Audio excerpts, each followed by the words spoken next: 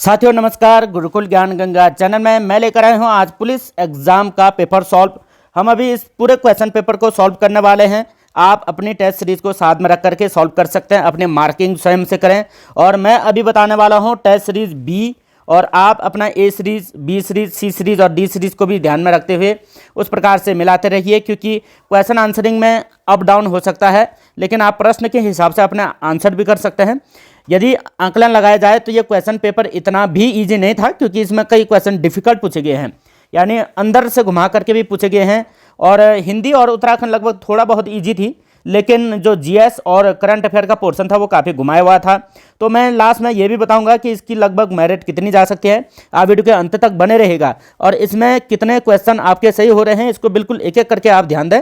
मैं अभी सॉल्व करने वाला हूं, तो हम कंटिन्यू जा करके पूरे 100 के 100 क्वेश्चन सॉल्व कर रहे हैं, तो आप लगातार बने रहेगा, वीडियो को अंत तक जरूर देखें। तो पहला हिंदी से शुरू करते हैं। पहला क्वेश्चन था, रेलगाड़ी किन भिन्न भिन्न भाषाओं के शब्दों से जोड़कर बना हुआ है? तो ये एक प्रकार का संकर शब्द होता है, और संकर शब्द में सदैव ही दो भाषाएं जुड़ती हैं। तो इसका सही उत्तर हो जाएगा ऑप्शन नंबर बी हो जाएगा। ये अंग्रेजी और हिंदी से मिलकर के बना हुआ है। क्वेश्चन नंबर 2 है, निम्नलिखित में अग्नि का पर्यायवाची नहीं है। कई बच्चों ने इसको अग्नि समझा है, तो आप ध्यान देना, ये अग्नि पूछ रहा है। तो अग्नि का पर्यायवाची अनिल नहीं होता है, क्योंकि अनिल का मतलब पवन होता है, बाकी अनल का मतलब आग होता है। और तीसरा है, सदानंद में संधि है। तो सदानंद का होता है सत धन आनंद। तो सत का मतलब हो गया है ये तो में हलंत लग रहा है, और आनंद इस प्रकार से व्यंजन संधि का उदाहरण था। बहुत इंपॉर्टेंट है, व्यंजन संधि पूछी गई है। क्वेश्चन नंबर 4 है, आपकी यात्रा मंगलमय हो किस प्रकार का वाक्य है? तो ये वाक्य हो जाता है इच्छावाचक, क्योंकि हम इच्छा जताते हैं किसी के प्रति कि मेरी इच्छा है आपकी यात्रा मंगलमय हो, तो एक प्रकार की हमारी इच्छा होती है, इच्छावाचक हो जाएगा। क्वेश्चन नंबर 5 हो जाएगा कि आकाश से तारे तोड़ लाना मुहावरे का अर्थ क्या होता है? आकाश से तारे तोड़ कौन ला सकता है? ये इसका सही अर्थ हो जाएगा बहुत बड़ा या असंभव कार्य करना। ये आकाश से चांद तारे तोड़ लाने के लिए ये कहा जाता है। प्रश्न नंबर है 6, टिप्पण की भाषा होना चाहिए। तो टिप्पण होता है वो टिप्पण किसी विशेष पर लिखा जाता है, तो उसका वस्तु प्रधान होना चाहिए, कल्पना प्रधान भी नहीं, काव्यात्मक भी नहीं, भाव प्रधान कुछ भी नहीं, ये वस्तु प्रधान होना चाहिए। बहुत इंपॉर्टेंट है। क्वेश्चन नंबर 7 है, शब्दावली का अर्थ होता है। शब्दावली का मतलब होता है शब्दों का समूह। इसका ये ऑप्शन नंबर डी सही हो जाएगा। क्वेश्चन नंबर 8वां है, कंप्यूटर के संदर्भ में चाणक्य कहा जाता है, या चाणक्य क्या होता है? एक्चुअली ये चाणक्य एक प्रकार का कंप्यूटर का फॉन्ट होता है, जैसे कुरुतिदेव और टाइम न्यू रोमन आदि इस प्रकार के फॉन्ट रहते हैं, वैसे ही कंप्यूटर में चाणक्य भी एक फॉन्ट होता है। प्रश्न नंबर 9 है, कबीर निम्नलिखित शाखा के प्रतिनिधि कवि थे। तो कबीर सदैव ही ज्ञानाश्रयी कवि रही है। तो क्वेश्चन नंबर 9 हो गए हैं। अगला देखते हैं क्वेश्चन नंबर 10, श्री कृष्ण गीतावली के रचयिता कौन है? तो तुलसीदास श्री कृष्ण गीतावली के हैं। आपने कंफ्यूज भी किया होगा, शायद कि सूरदास लगाया होगा। तो सूरदास हालांकि कृष्ण भक्ति के थे, लेकिन श्री कृष्ण गीतावली तुलसीदास के हैं। अगला है, कर्मभूमि के लेखक का नाम, वह है प्रेमचंद। तो ये इसका सही उत्तर हो जाएगा क्वेश्चन नंबर 11वां का डी। 12वां हो गया है, हिम कटीरिनी के जो रचयिता है वह है माखनलाल चतुर्वेदी। इसका सही उत्तर। क्वेश्चन नंबर 13वां है, महादेवी वर्मा के रेखा चित्र भक्तिन के प्रमुख पात्र भक्तिन का वास्तविक नाम लक्ष्मण होना चाहिए। वैसे लक्ष्मी था, तो लक्ष्मण इसका ये नाम होना चाहिए, और आप भी सर्च करके देखिएगा, ये इसका सही उत्तर होगा। प्रश्न नंबर 14 है, भारतीय आर्य भाषा के विकास क्रम में पाली प्राकृत के उपरांत तीसरा कौन सा होता है? तो ये अपभ्रंश होता है। अपभ्रंश के बाद शौर्सनी होता है, या उसके बाद डायरेक्टली हिंदी भी हो जाता है। कुमाऊनी बोली का प्रमुख क्षेत्र कौन सा होगा? भाई कुमाऊनी बोली का प्रमुख क्षेत्र आप यहाँ से अंदाजा लगा सकते थे, पौड़ी तो नहीं होगा, क्योंकि ये पौड़ी तो गढ़वाल में है। नैनीताल और अल्मोड़ा सही हो रहा था। नेपाल काठमांडू कहाँ से होगा? भाई कैसे कैसे ऑप्शन देते हैं, लेकिन कुछ तो समझने पर बात होती है। अगला क्वेश्चन है, 16वां, देवनागरी लिपि का जन्म हुआ है। देखिए जो देवनागरी लिपि है वो ब्राह्मी लिपि से इसका जन्म हुआ है। और 17वां हो जाएगा, जब लिखने से कोई अंश छूट जाता है और उसे प्रदर्शित करने के लिए क्या कहा जाता है? ये पत्रों में बहुत बार प्रयोग होता है, उसे हंस पद कहा जाता है, या लुप्त भी कहते हैं, या हंस पद भी कहते हैं। तो ये इस प्रकार से हंस पद का प्रयोग ऐसे जैसे शब्दों में इस प्रकार से प्रयोग करते हैं, ऊपर से, जब कोई पद या कोई शब्द छूट जाता है। प्रश्न 18वां हो जाएगा कि भाषा की सबसे छोटी ध्वनि इकाई जिसे खंड न किया जा सके कहलाती है, क्या कहता है? भाषा की सबसे छोटी इकाई होती है वर्ण। तो ध्वनि इकाई भी कह रहा है, तो ध्वनि और वर्ण एक ही बात है। तो वर्ण सबसे छोटा होता है, उसके खंड नहीं किए जा सकते हैं। पद के भी खंड होते हैं, शब्द तो वैसे भी जुड़ा हुआ होता है, वाक्य तो क्या ही बताएं फिर। तो अगला क्वेश्चन हो गया 19वां कि अंतिम शब्द में कौन सा प्रत्यय है। इसका होता है अंतधन इम, तो अंतिम में इम प्रत्यय हो जाएगा। उसके बाद है 20वां क्वेश्चन, निम्नलिखित में स्त्रीलिंग शब्द कौन सा है।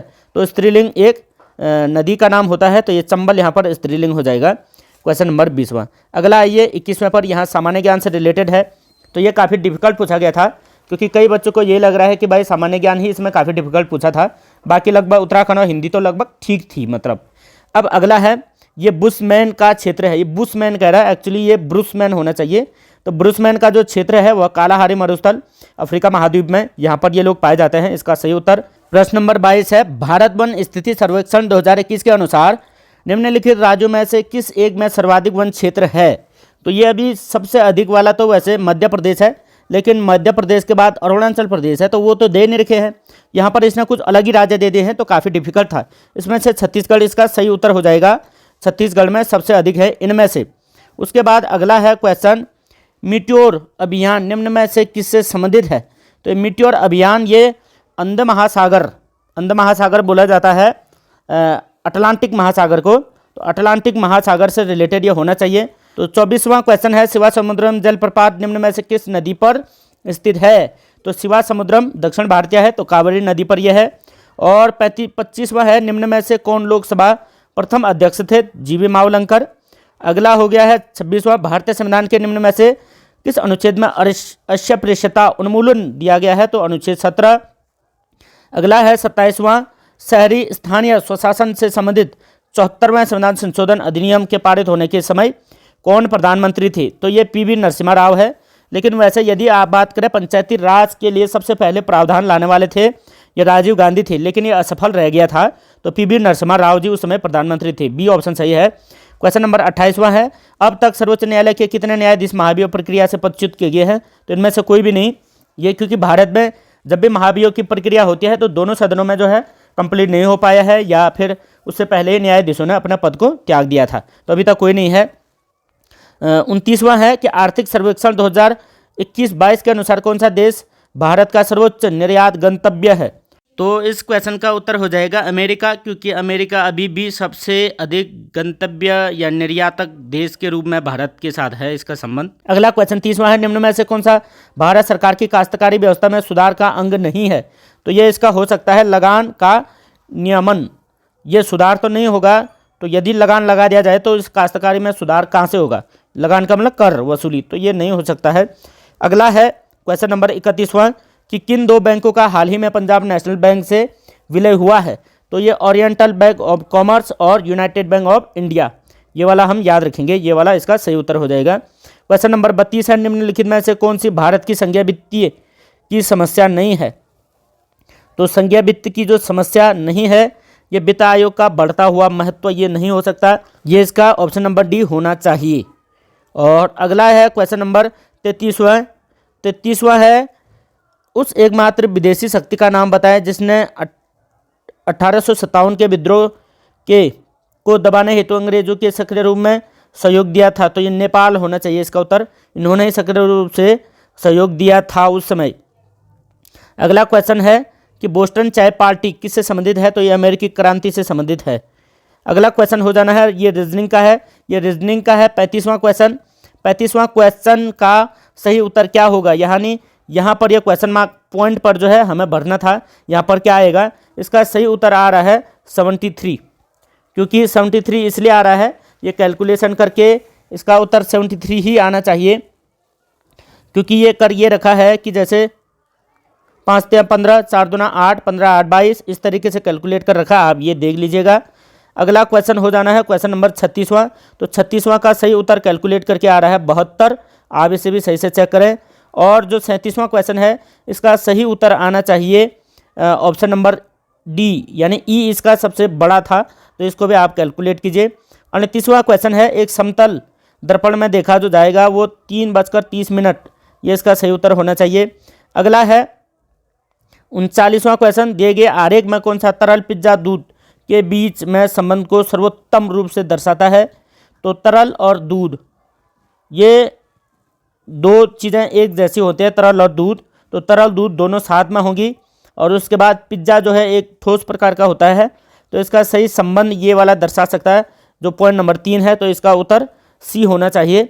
सही से विचार भी करें आप भी, क्योंकि मैं इसको काफ़ी फास्ट में सॉल्व कर रहा हूँ और इतना समय सॉल्व करने के लिए नहीं हो पा रहा है, इसलिए आप भी सॉल्व करें, लेकिन मैक्सिमम 100 के आसपास में सॉल्व करके बता रहा हूँ।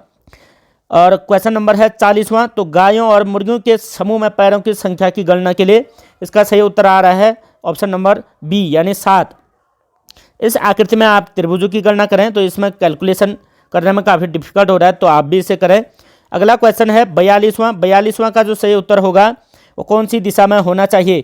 तो 42वां का सही उत्तर दक्षिण पश्चिम की ओर होना चाहिए, क्योंकि पहले दक्षिण में मुड़ा था, फिर ये उत्तर की तरफ मुड़ा, तो उत्तर पूर्व की तरफ मुड़ गया था, उत्तर पूर्व से फिर 180 डिग्री में ये दक्षिण पश्चिम की तरफ मुड़ गया है, तो आप ये दक्षिण पश्चिम याद रखिएगा। और जो क्वेश्चन नंबर 43वां है इसका सही उत्तर दृष्टिपटल होना चाहिए, दृष्टिपटल इसका सही उत्तर है, यानी रेटिना पर होता है। और उसके बाद ये अगला क्वेश्चन जो है ये अगला क्वेश्चन होना चाहिए। इसके बाद 44वां का 9/32 इसका सही होगा। ऊपर के सीधा विषम संख्या में है, नीचे का 2 के कैलकुलेशन में है, तो आप इसे सीधा काउंट कर लें। और 45वां जो क्वेश्चन है 45वां का सही आंसर क्वेश्चन नंबर है 46वां। तो 46वां कोविशील्ड नामक जो वैक्सीन थी, ये वैक्सीन वर्तमान में सीरम इंस्टीट्यूट के द्वारा बनाया जा रहा है, इसे भी आप याद रखें। गेहूं के दाने होते हैं, गेहूं एक्चुअली यहाँ पर एक दे रखा है संपूर्ण बीज, तो संपूर्ण बीज तो नहीं, लेकिन इसका सही उत्तर बीज होना चाहिए, तो इसका उत्तर बीज होगा। और 48वां क्वेश्चन है जस्टिस पीसी घोष का कार्यकाल पूरा होने के बाद लोकपाल के अध्यक्ष का प्रभार किसने संभाला? इसका सही उत्तर है जस्टिस प्रदीप कुमार मोहंती। और अगला क्वेश्चन हो जाएगा निम्न में से किसे प्रथम लता दीनदयाल मंगेशकर अवार्ड? तो ये वाला नरेंद्र मोदी। अगला क्वेश्चन है 50वां कि किस शहर के 12वें डेफ एक्सपो 2022 की मेजबानी की है? तो ये है गांधीनगर गुजरात, इसका सही उत्तर ये होना चाहिए। और 51वां हो जाएगा निम्न में से किसने जनवरी 2022 में आयोजित शायद मोदी अंतर्राष्ट्रीय टूर्नामेंट महिला की तरफ से एकल खिताब जीता है? तो ये पीवी सिंधु बैडमिंटन प्लेयर, इन्होंने जीता है। अगला क्वेश्चन है 52वां क्वेश्चन, निम्न में से ये भारत सरकार द्वारा जो यूक्रेन से बच्चे लाए गए थे उसके लिए कौन सा ऑपरेशन चला था? ऑपरेशन गंगा, इसका सही उत्तर है। अगला है 53वां, निम्नलिखित में से कौन सा विकल्प ऑपरेशन सिस्टम का उदाहरण है? तो उपरोक्त में से सभी, ये सारे के सारे जो है ऑपरेटिंग सिस्टम ही हैं। अगला है 1 टेराबाइट में कितने मेगाबाइट गीगाबाइट वगैरह ये होते हैं? तो इसमें आप याद रखेंगे 1 टेराबाइट में होते हैं 1024 GB, तो ये MB भी नहीं होता, MB तो वैसे ही छोटा होता है, 1024 MB का तो 1 GB होता है, तो बाकी किलोबाइट और बाइट तो ये छोटे हो गए।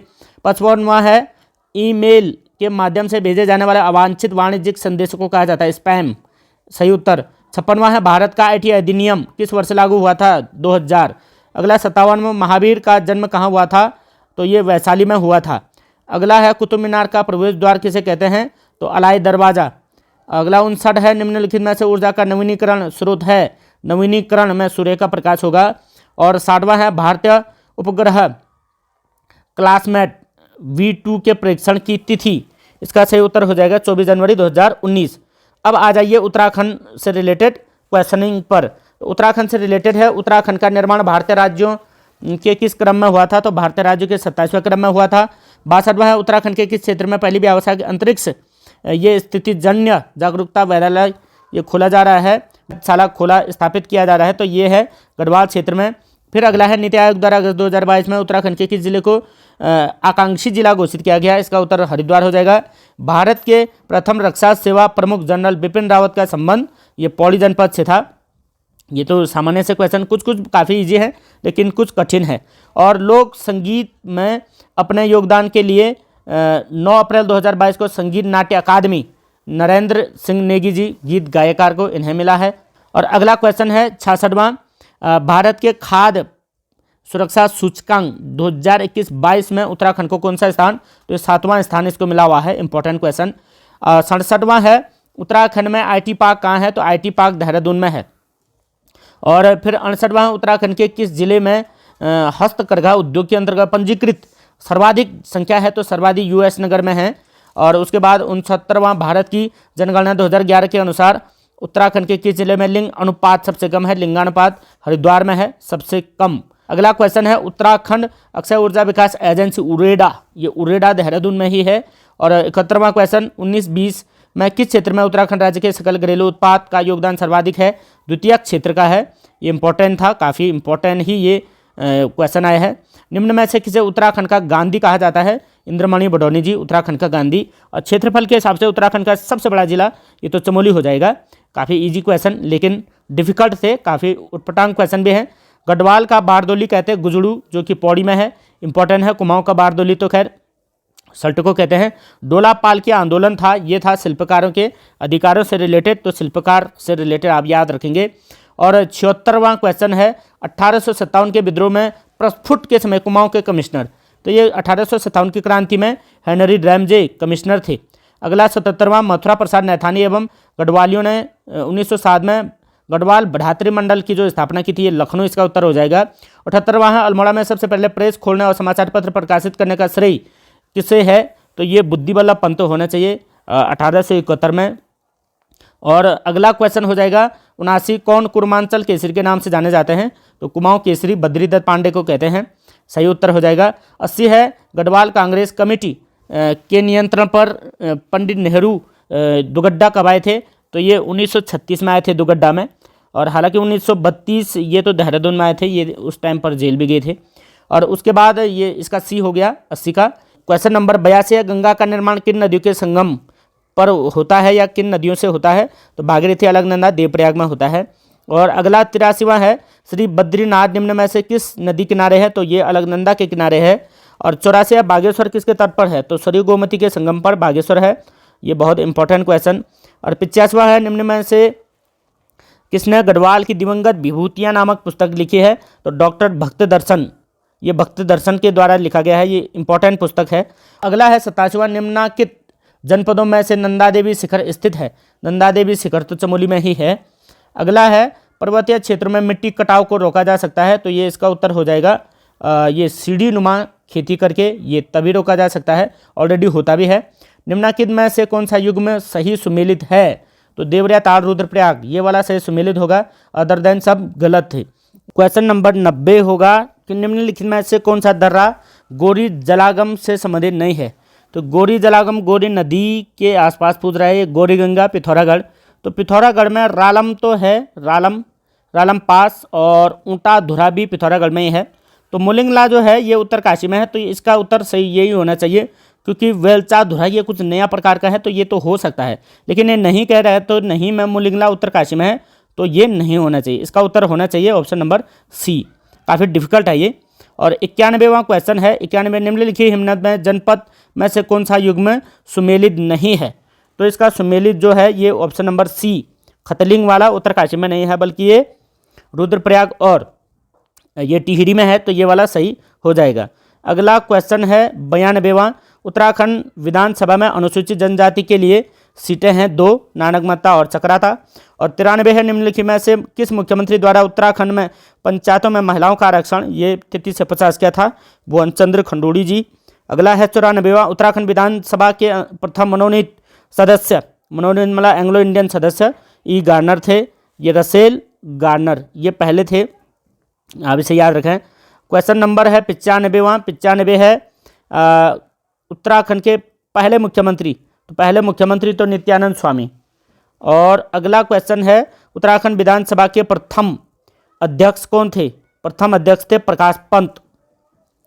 और अगला क्वेश्चन हो जाएगा 97वां, तो 97 उत्तराखंड के राज्यसभा के सदस्यों की कितनी संख्या? तो राज्यसभा में 3 संख्या जाती हैं। अगला क्वेश्चन है, और जमींदारी उन्मूलन और भूमि सुधार अधिनियम, ये भी काफ़ी डिफिकल्ट क्वेश्चन है, इसका उत्तर होना चाहिए 2017, लेकिन 2017 इसका सही होना चाहिए। और 99वां क्वेश्चन है, उत्तराखंड में नंदा देवी शिखर की ऊंचाई, तो ये 7,816, कहीं पर 7,817 भी देता है, 16 भी देता है, तो ये है। बाकी तो ये कामेट की थी, उसके बाद तो सब छोटे हैं, ये त्रिशूल की दे दी है, तो इस प्रकार से याद रखना है। तो ऑप्शन नंबर ये इसका सही था। ये नंदा देवी शिखर, नंदा देवी के बारे में 2 क्वेश्चन इसने दे दिए, कभी कभार ऐसे भी दे रहा है। और जो चीज़ें, कई चीज़ें, अदर चीज़ें जैसे मंत्रिमंडल वगैरह यहाँ से नहीं आया, काफ़ी डिफिकल्ट है, मतलब इतना आसान भी नहीं है। क्वेश्चन नंबर 100 है, कि भारतीय हिमालय की पूर्वी व पश्चिमी सीमाएं क्या है। भारतीय कह रहा है, ये उत्तराखंड की नहीं कह रहा है। तो नंगा पर्वत पश्चिमी है और पूर्वी है नामचा वर्मा। तो पूर्वी और पश्चिमी जो सीमाएं हैं ये वाला इस तरीके से हो जाएगा। ये भारतीय हिमालय का पूछ रहा था। अब प्रश्न ये है कि भाई पेपर जब इस तरीके का था, इस हिसाब से मेरिट कितनी बननी है। देखिए इसमें जिन लोगों ने उत्तराखंड की तैयारी की थी, उत्तराखंड की अच्छे से तैयारी, तो उत्तराखंड 40 नंबर में से लगभग जो है 35 बच्चा सही कर लेगा, लगभग इतने के आसपास 35 सही कर सकता है। जो हिंदी था 20 में से लगभग 17 या 18 सही, क्योंकि 20 के 20 बहुत कठिन होता है, इतना भी नहीं हो पाता है, कई चीज़ें गलत हो जाती है आते आते।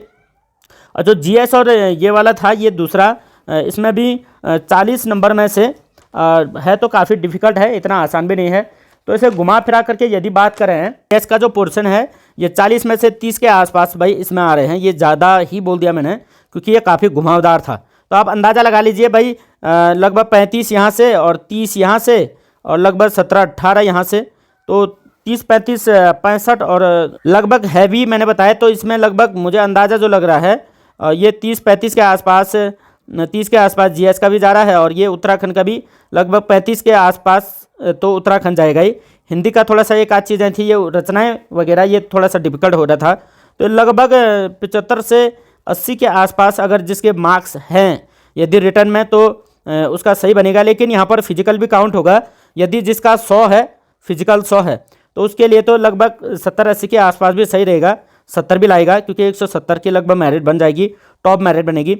लेकिन यदि कोई 80 वाला है, फिजिकल वाला 80 वाला है, तो भाई उसके लिए यहाँ पर जो है 90 लाना पड़ेगा। तो मेरे अंदाजे से मुझे ये लगता है जो मेरिट लगभग जाएगी जनरल में 170 के आसपास जानी चाहिए, लगभग इतना ही पेपर का लेवल है। ज़्यादा कठिन भी नहीं है, ईजी भी नहीं है, लगभग मतलब कि 55-60 नंबर तो लगभग हर कोई ला सकता है, इतना लगभग नॉर्मल पेपर है।